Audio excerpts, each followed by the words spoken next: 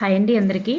మనకి ఎక్కువగా బిట్స్ వస్తున్నటువంటి ఏరియా హెర్బర్ట్ నమూనా, మోరిసన్ నమూనా, బ్లూమ్స్ నమూనా, ఆర్సీఈఎం నమూనా అని చెప్పేసి మనకి 4 నమూనాల కోసం బిట్స్ అనేవి ఎక్కువగా రిపీట్ అవుతున్నాయి. దీనికోసం మనం ఇప్పుడు చూద్దాం. ఇక్కడ మనకి హెర్బర్ట్ నమూనాలో 6 సోపానాలు అనేవి ఉంటాయి. అది అభ్యసన సూత్రంపై ఆధారపడి ఉంటుందన్నమాట. అభ్యసన సూత్రాలపై ఆధారపడి ఉంటుంది. మోరిసన్ నమూనా అనేది 5 సోపానాలు కలిగి ఉంటుంది. విషయాన్ని యూనిట్స్ అనే అర్థవంతమైనటువంటి భాగాలుగా విడగొట్టడం జరుగుతుందన్నమాట. బ్లూమ్స్ నమూనాలో 3 సోపానాలు ఉంటాయి. బోధన అనేది ముఖ్యంగా లక్ష్యాల కేంద్రంగా ఉండాలని చెప్పేసి తెలియజేస్తుంది. ఆర్సీఈఎం నమూనాలో 3 సోపానాలు ఉంటాయి. ఈ నమూనా అనేది వ్యవస్థ ఉపగమంపై ఆధారపడి ఉంటుందన్నమాట. దీంతోపాటు మనకి రోగర్ బీబీ నమూనా 5E నమూనా కూడా మనం తెలియజేయడం జరుగుతుందన్నమాట. 5E అనేటటువంటిది ఇవి ఒకసారి చూద్దాం. ఒక్కొక్కటిగా మనం చూసుకున్నట్లయితే ఫస్ట్ హెర్బర్ట్ సోపానాలు అనేవి దీని యొక్క సూత్రాలు ఏంటంటే, అంతకు ముందు పొందిన అభ్యసనంపై నూతన అభ్యసనం అనేటటువంటిది ఒక సూత్రం. ప్రస్తుతం ఉన్నటువంటి జ్ఞానం ఆధారంగా నూతన జ్ఞానం అనేటటువంటి 2 సూత్రాలు అనేటటువంటి వీటికి చెందుతాయి. ఇందులో మనకి సోపానాలు అనేవి 6 ఉంటాయన్నమాట. సన్నాహం, విషయ విశదీకరణ, సంసర్గం, సాధారణీకరణం, అన్వయం లేదా వినియోగం, పునర్విమర్శ. చూడండి, సన్నాహం, విషయ విశదీకరణ లేదా సమర్పణ, సంసర్గం, సాధారణీకరణం, అన్వయం లేదా వినియోగం, పునర్విమర్శ అనేటటువంటి 6 సోపానాలు. ఒక్కొక్క దానికోసం చూస్తే సన్నాహం అంటే విద్యార్థులను కొత్త విషయాలు నేర్చుకున్నటకు ప్రేరణ కలిగించి సిద్ధపరచాలి, అది సన్నాహంకి చెందుతుంది. బోధించినటువంటి అంశాలకు సంబంధించిన పూర్వ జ్ఞానాన్ని ప్రశ్నల ద్వారా రాబట్టడం, విద్యార్థులలో కొత్త విషయాన్ని నేర్చుకోవడానికి తగిన ఆసక్తిని కలిగించడం, ఇవన్నీ కూడా సన్నాహ ప్రక్రియకి చెందుతాయి అన్నమాట. అంటే వాళ్ళని సంసిద్ధులను చేయడం అన్నమాట. విషయ విశదీకరణ లేదా సమర్పణకు వచ్చేసరికి అమూర్తంగా ఉన్నటువంటి విషయాలను విద్యార్థులకు మూర్తంగా అందించడం కోసం బోధనోపకరణాలు లేదా అభ్యసన అనుభవాలు, కృత్యాలతో పాఠం బోధించడం. చూడండి, బోధనోపకరణాలు మరియు అభ్యసన అనుభవాలు, కృత్యాలతో పాఠం అనేటటువంటిది బోధించడం అనేది జరుగుతుంది. తర్వాత సంసర్గం జరుగుతుంది. సంసర్గం అంటే ఏంటి? కొత్త భావనలు పాత భావనలతో పోల్చడం జరుగుతుంది అనమాట. పాఠంలో వచ్చేటటువంటి కొత్త భావనలు ఏవైతే ఉంటాయో అవి గతంలో నేర్చుకున్నటువంటి భావనలతో పోల్చడం జరుగుతుంది. విద్యార్థిలో ఉన్నటువంటి పూర్వ భావనలు పాఠ్యాంశంలోని నూతన భావనలతో సంసర్గం అనేటటువంటిది జరుగుతుంది. నెక్స్ట్ సాధారణీకరణం. ఇక్కడ విషయం అనేటటువంటిది ఇక్కడ విషయం అంటే ఏంటి? నూతన విషయాన్ని అవగాహన చేసుకునేటటువంటి స్థాయికి చేరుకోవడమే సాధారణీకరణం. అనేక ఉదాహరణల నుంచి భావనలు అనేటటువంటివి ఏర్పరుస్తారన్నమాట. అన్వయంకి వచ్చేసరికి సాధారణీకరణం సాధించినటువంటి విషయాలను వివిధ సందర్భాల్లో అన్వయించుకుంటారు. ఫస్ట్ ఏం చేస్తారు? అక్కడ సంసిద్ధులను చేస్తారు, తర్వాత పాఠాన్ని బోధిస్తారు, తర్వాత సంసర్గం అంటే పోలిక, పాత భావనలకి కొత్త భావనలకి పోలికను ఏర్పరుస్తారు, తర్వాత సాధారణీకరణం జరుగుతుంది, తర్వాత అన్వయించి నేర్చుకున్నటువంటి అంశాన్ని కొత్త పరిస్థితుల్లో ఉపయోగించుకోవడం జరుగుతుంది. చివరికి వచ్చేసరికి పునర్విమర్శ. విద్యార్థి పొందినటువంటి జ్ఞానం అనేది పరీక్షితమవుతుంది. ఉపాధ్యాయుడు తాను బోధించిన అంశాలపై విద్యార్థులకు ఆర్జించిన సామర్థ్యాలు అనేవి పరీక్షిస్తాడు, అంటే ఎగ్జామ్ పెట్టడం లేదా మౌఖిక పరీక్ష. అట్లా విద్యార్థి నూతన విషయాన్ని ఎంతవరకు నేర్చుకున్నాడో పరీక్షించబడుతుంది.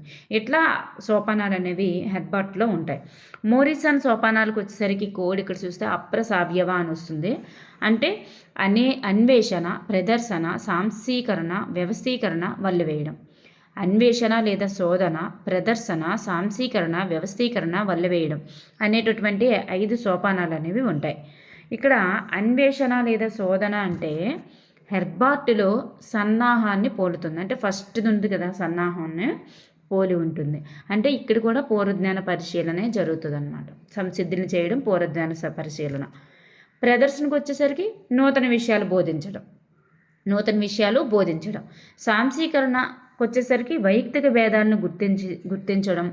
సవరణాత్మక బోధన జరగడం, చర్చలు, నియోజనాలు, కృత్యాల ద్వారా అభ్యసనం, అలాగే ప్రజాస్వామ్య వాతావరణం అనేది ఇక్కడ ఉంటుంది. ఇక్కడ సాంశీకరణ అనేది ఇలా జరుగుతుంది. నెక్స్ట్ వచ్చేసరికి వ్యవస్థీకరణ కొంటే తాము గ్రహించిన అంశాలపై అవగాహన ఏర్పరచుకోవడం, గ్రహించిన విషయాలను ఒక క్రమ పద్ధతిలో జోడించడం, ఇట్లాంటిదంతా కూడా వ్యవస్థీకరణలో జరుగుతుంది. వల్లెవేయడంకి వచ్చేసరికి మౌఖికంగా కానీ రాతపూర్వకంగా కానీ పదే పదే వల్లెవేయడం, సాధన చేయడం అనేటటువంటిది ఇక్కడ జరుగుతుంది. అనగరనగరాగా మత్స్య ఇల్లుచురుండు ఇలా పద్యాలు వల్లెవేయడం అనేది మరి మూరిసన్ నమూనాలు దేన్ని తెలియజేస్తుందంటే 5వ సోపానాన్ని తెలియజేస్తుంది. హెర్బర్ట్ సోపానంలో మొదటి సోపానాన్ని తెలియజేసేది అన్వేషణ లేదా శోధన. ఇలా అన్వేషణ, శోధన, ప్రదర్శన, సాంశీకరణ, వ్యవస్థీకరణ, వల్లెవేయడం అనే 5 సోపానాలు అనేవి మోరిసన్ దాంట్లో ఉంటాయి. బ్లూమ్స్ నమూనాలో మనకి ఇక్కడ 3 సోపానాలు ఉంటాయి. బ్లూమ్స్ నమూనానే మూల్యాంకనాధార నమూనా అని అంటారు. అయితే ఇది లక్ష్యాల కేంద్రంగా బోధన ఉండాలని తెలియజేసింది. విద్య త్రిధ్రువ ప్రక్రియ అని చెప్తుందన్నమాట. ఇక్కడ ఫస్ట్ ఏం జరుగుతుంది, విద్యా లక్ష్యాలను రూపొందించడం, తర్వాత అభ్యసన అనుభవాలను కల్పించడం, తర్వాత ప్రవర్తన మార్పులని మూల్యాంకనం చేయడం అనేటటువంటి 3 సోపానాలు అనేవి ఇక్కడ ఉంటుంది. ఫస్ట్ విద్యా లక్ష్యాలను రూపొందించుకొని అభ్యసన అనుభవాలను కల్పించి మూల్యాంకనం చేయడం, ప్రవర్తన మార్పుల్ని మూల్యాంకనం చేయడం అనేది విద్య త్రిధ్రువ ప్రక్రియగా ఉంటుందని తెలియజేశారు. లక్ష్యాల కేంద్రంగా బోధన ఉండాలని కూడా తెలియజేశారు. నెక్స్ట్కి వచ్చేసరికి ఆర్సీఈఎం నమూనా. ఆర్సీఈఎం నమూనాలో వ్యవస్థాగత ఉపగమంపై ఆధారపడినటువంటి నమూనా ఇది. వ్యవస్థాగత ఉపగమంపై ఆధారపడిన నమూనా. ఇందులో 3 సోపానాలు ఉంటాయి. ఆశించిన ప్రవర్తన ఫలితాలు, ప్రక్రియ లేదా సమాచారాన్ని అందించే వ్యూహం, వాస్తవ అభ్యసన ఫలితాలు. చూడండి, వ్యవస్థాగత ఉపగమంపై ఆధారపడిన నమూనా అన్నమాట ఇది. ఆశించిన ప్రవర్తన ఫలితాలు అనేది 1వ సోపానం, 2వది ప్రక్రియ లేదా సమాచారాన్ని అందించే వ్యూహం, 3వది వాస్తవ అభ్యసన ఫలితాలు. ఇందులో 3 సోపానాలు ఇవన్నమాట. 4th వచ్చేసరికి రోగర్ బీబీ నమూనా. రోగర్ బీబీ నమూనా అనేది దీన్నే మనం 5E నమూనా అంటాం. 5E నమూనా engage, explore, explain, elaborate, evaluate అనేటటువంటి 5E అనేటటువంటిది ఉంటుంది. అంటే తరగతిలో ఆచరణలో ప్రతిబింబాన్ని మార్గనిర్దేశం చేసేందుకు ఉంటుంది. అలాగే పాత ఆలోచనలతో కొత్త ఆలోచనలు నిర్మించేందుకు ఒక చట్రం ఉపకరిస్తుంది. అన్ని వయసుల వారికి ఉపయోగపడుతుంది. ప్రతి అభ్యసన దశలో చేయవలసిన వాటిని వివరిస్తుంది. చూడండి, తరగతిలో ఆచరణలో ప్రతిబింబాన్ని మార్గనిర్దేశనం చేసేందుకు, పాత ఆలోచనలతో కొత్త ఆలోచనలు నిర్మించేందుకు, అన్ని వయసుల వారికి ఉపయోగపడుతుంది. ప్రతి అభ్యసన దశలో కూడా చేయవలసిన వాటిని వివరించేదే మనకి 5E నమూనా అన్నమాట. ఇక్కడ ఎంగేజ్ అంటే ఏంటి? ఎంగేజ్ అంటే పాల్గొనుట లేదా నిమగ్నమవుట. ఇదే మనకి ఉన్ముఖీకరణ అన్నమాట. గత ప్రస్తుత అనుసంధానం చేస్తుంది. ఆలోచనలలో మార్పులు వస్తాయి. పరిశీలనలో నిమగ్నం అవ్వడం అనేది జరుగుతుంది. ఎక్స్ప్లోర్కి వచ్చేసరికి విశ్లేషణ లేదా శోధన. ఇక్కడే అన్వేషణ అనేది జరుగుతుంది. ఏదైనా జరగకపోవడానికి గల కారణాలను తమ అనుభవాల ద్వారా విశ్లేషిస్తారనమాట. ఏదైనా జరగకపోవడానికి గల కారణాలని తన అనుభవాల ద్వారా విశ్లేషించడం అనేది ఇక్కడ జరుగుతుంది. నెక్స్ట్కి వచ్చేసరికి ఎక్స్ప్లెయిన్ అంటే వివరించడం. కొత్త నైపుణ్యాలను, ప్రవర్తనను ప్రదర్శించడానికి అవకాశాలను అందిస్తుంది అన్నమాట. ఇక్కడ కొత్త నైపుణ్యాలను, ప్రవర్తనలను ప్రదర్శించడానికి అవకాశాలను అందిస్తుంది.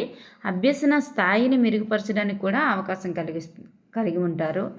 ఈ పరంగా ఉంటుంది అన్నమాట. ఇది ఎక్స్ప్లెయిన్ అంటే వివరించడం, అభ్యసన స్థాయిని మెరుగుపరచుకోవడానికి అవకాశం కూడా ఉంటుంది. ఎలాబరేట్ అనేసరికి విస్తరణ లేదా విశదీకరణ. ఇక్కడ నిజ జీవిత అన్వయం అనేటటువంటిది కనిపిస్తుంది. లోతైన విస్తృతమైన అవగాహనతో వివరించడం ద్వారా నైపుణ్యాలు అనేవి అభివృద్ధి జరుగుతుంది. అలాగే విశదీకరిస్తారనమాట. ఇక్కడ విషయాలను నిత్య జీవితంలో ఉపయోగించుకునేందుకు అభివృద్ధి కూడా జరుగుతుందన్నమాట. ఇక్కడ ఎలాబరేట్ అనేది ఈ రకంగా ఉంటుంది. నెక్స్ట్కి వచ్చేసరికి ఎవాల్యూట్ అంటే మూల్యాంకనం. విద్యార్థుల యొక్క అవగాహన సామర్థ్యాలు అంచనా వేస్తూ తదుపరి అభ్యసనను ప్రోత్సహించేందుకు ఉపయోగపడేదే మూల్యాంకనం. అంటే పర్యావలోకనానికి కూడా ఇక్కడ తోడ్పడుతుందన్నమాట. ఈ పరంగా గుర్తుపెట్టుకోండి. Engage, explore. ఇక్కడ ఎన్నవది, 3వది ఏది, 4వది ఏది ఇలా అడుగుతారు. Engage, explore, explain, elaborate, evaluate. ఓకేనండి, ఈ పరంగా ఉంటుంది. Thank you everyone. మనం ప్రతిదీ కూడా ఇంపార్టెంటే. ఇక్కడ మనకి 5 నమూనాలు గుర్తుపెట్టుకోండి సోపానాలు అనేవి. Thank you.